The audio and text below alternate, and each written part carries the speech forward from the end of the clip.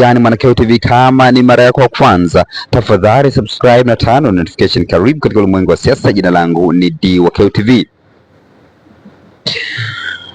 Chama cha Demokrasia na Maendeleo Chadema kinazidi kutupa updates kwa kile ambacho kinaendelea baada ya kukamatwa kwa wanachama wa Chama cha Demokrasia na Maendeleo Chadema ambao wanaenda katika msafara huko Msoma mkoani Mara kwa ajili ya maadhimisho ya Chama cha Demokrasia na Maendeleo Chadema.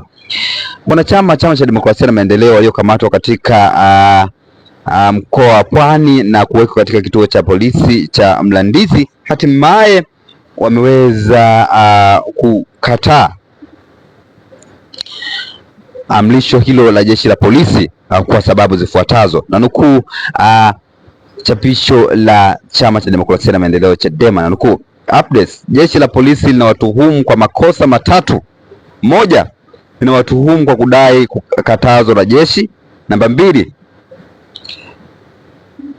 kukaidi amri ya mahakama. Namba tatu, kukutwa na sare za Chadema wakati ambao shughuli za chama zimezuiliwa na mahakama.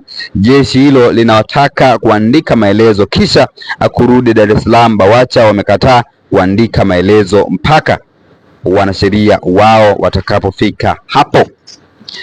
Hicho ndicho kinachojiri katika shamla za maadhimisho ya siku ya wanawake duniani, ambapo wanachama Chama cha Demokrasia na Maendeleo, baraza la wanawake wanachama Chama cha Demokrasia na Maendeleo BAWACHA wanazidi kushikiliwa na jeshi la polisi, ambao wanachama hao wametoka jijini Dar es Salaam wakielekea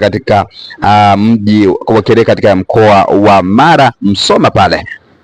Una maoni gani kama Mwanakeo TV? Tafadhali shusha maoni yako katika sehemu ya comment section. Jina langu Dwakeo TV, tunakutujua katika masuala ya kisiasa. Bye bye.